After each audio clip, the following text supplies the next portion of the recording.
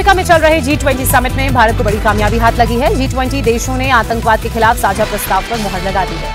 मोदी जी पहुंचे G20 में और एक हिस्टोरिकल चीज कर दिया, एक ऐसा बॉम्बशेल स्पीच दिया है, सबको हक्का बक्का कर दिया। जानिब से ये इंकशाफ किसी एक या फिर दो ममालिक के सामने नहीं हुआ है, बल्कि 32 ममालिक के 55 वफूद के सामने कहा गया है। मुझे लगता है कि ये सारी जो गेम है वो उल्ट गई है। ग्लोबल पॉलिटिक्स की जो गेम है ये उल्ट गई है और उसमें मोदी साहब जो हैं वो जिसे कहेंगे ना एक अगर पहुंच गए हैं उधर। साउथ अफ्रीका का जो प्रेसिडेंट है उसने बोल दिया भाड़ में जाओ। ये अफ्रीका बोल रहा है क्योंकि मोदी जी ने वहां पर कुछ बोला है। लेकिन इसका ये मतलब ये नहीं है कि उनकी दुश्मनी में कोई कमी आई है, बल्कि मैं समझता हूं कि दुश्मनी में इजाफा हुआ है, क्योंकि अब उनके मुंह को वैसे भी खून लगा हुआ था, अब ज़्यादा बेइज्जती भी हो गई है।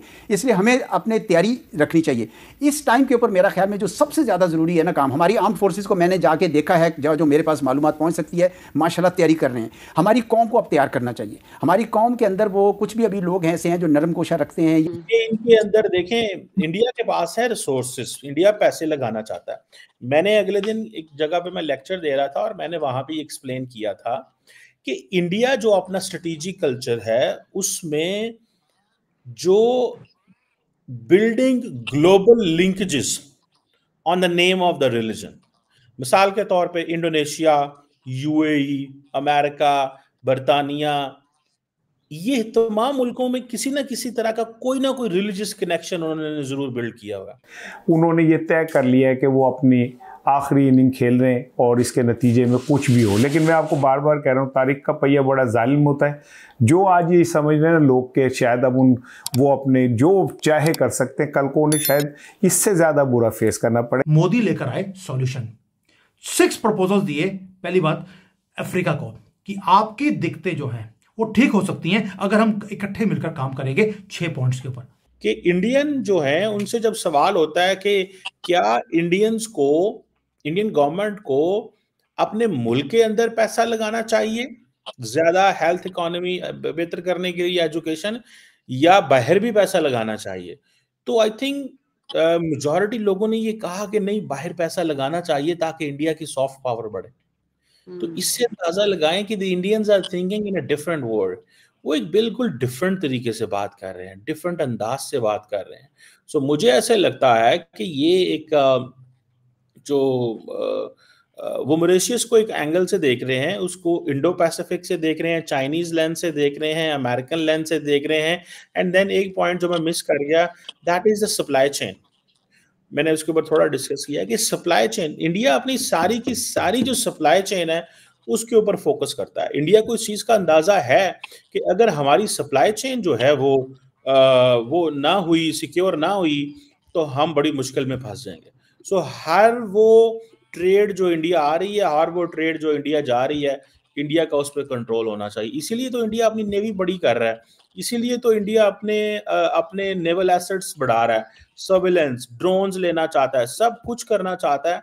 बिकॉज अगर वो नहीं करेगा तो 1.4 बिलियन लोग जो है वो कारोबार कैसे करेंगे। सो इंडियन नेवी जो है बेसिकली अगर सही मानों में देखा जाए तो वो इंडियन जो बिजनेस कम्युनिटी की एक आर्म है, वो एक आर्म है। उसके बगैर सवाल ही पैदा नहीं होता कि इंडिया जो है वो सर्वाइव उस तरह कर जाए। पाकिस्तान के ऊपर हमें उस वक्त ये 4-6 महीने हमारे पास बड़े कीमती है। हमारे सारे दानिश्वरों को, हमारे मीडिया को, हमारे थिंक टैंक्स को, हमारे एकेडमिया को बहुत काम करने की जरूरत है, क्योंकि मैं नहीं समझता कि वो खतरा भी मुकम्मल तौर पर टला है। ये इंपॉर्टेंट बात इन्होंने की कि नजरियाती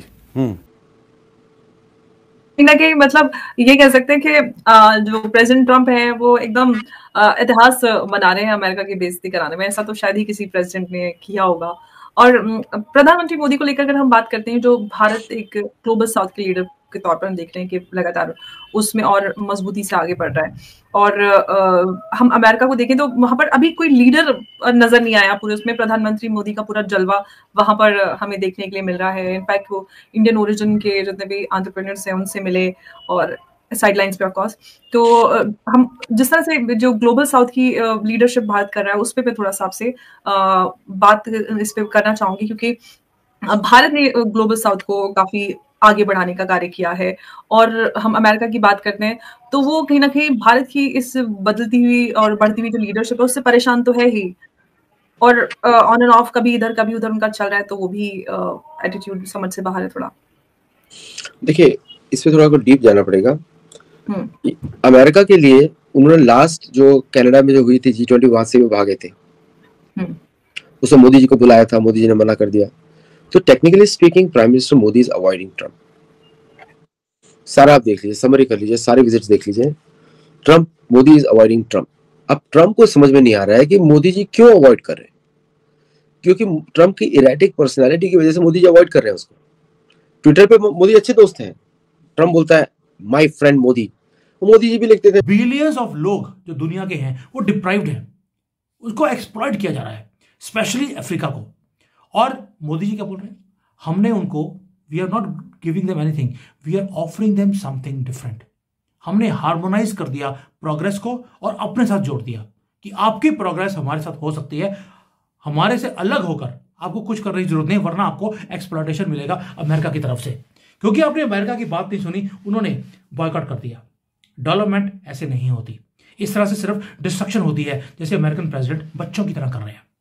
ग्रोथ शुड इंक्लूड एवरीवन, और ये जो वेस्टर्न कंट्रीज हैं वो इन चीज़ों को समझ नहीं सकते, क्योंकि उनकी अगर कोई एड भी आती है, वेस्टर्न एड, वो साथ में स्ट्रिंग्स अटैच करते हैं। ये पार्टनरशिप नहीं है, ये एक्सप्लॉयटेशन है। और ग्लोबल साउथ और अफ्रीका सारा मिलकर अगर हम इसको एक प्लान बना लें तो हम स्पेस भर देंगे जो अमेरिका स्पेस छोड़ता जा रहा है। अमेरिका ने स्पेस छोड़ी है, इसको कोई तो भरेगा, बिकॉज वैक्यूम इस दुनिया में नहीं रह सकता। और ये वो चीजें हैं जिसे यूरोप ने अब देखना शुरू कर दिया। क्यों बोल रहा हूं, म्यूनिख के अंदर एक सिक्योरिटी की कॉन्फ्रेंस हुई रिसेंटली। उसके अंदर जब लोगों से पूछा गया कि क्या अमेरिका ग्लोबल लीडरशिप को छोड़ रहा है, 78% लोगों ने बोला यस, अमेरिका अपनी लीडरशिप को वो छोड़ रहा है, वो अपने आप को बचाने में लगा है। और ये हाईएस्ट है अमंग ऑल द कंट्रीज। किसी ने कोई इस पे दो राय नहीं है। यानी कि यूएसए ने बॉयकॉट किया तो ग्लोबल साउथ ने डिलीवर कर दिया, क्योंकि ग्लोबल साउथ के लीडर, मुझे बताने की जरूरत नहीं है वो कौन है, हमारा भारत महान। अब आते हैं कि जो अमेरिका अपनी स्पेस छोड़ रहा है, कैसे बोल रहा हूं। क्यूबा ने अभी एक पीस एग्रीमेंट किया कोलंबिया के साथ विदाउट अमेरिका। ईरान और सऊदी अरेबिया के बीच में एक डील हुई थी 3 साल पहले। किसने किया? चाइना ने। कतर ने अभी एक तालिबान के साथ एग्रीमेंट किया है। किसने कराया? कतर ने।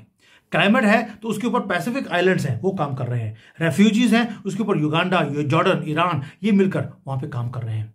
यूनाइटेड नेशंस की पीस कीपिंग फोर्स में आपने कभी सुना है कि वेस्टर्न में अमेरिका हो, यूके हो, कोई भी हो, उसके अंदर है, उसमें अमेरिका, उसके अंदर आपको रवांडा। बैन जो है वो चल रहा है, और यकीनन ये बिल्कुल बच्चों वाली हरकत है कि आप जो है इस किस्म के बैन लगा दें और आप इस तरह से टेंशन को बढ़ाएं।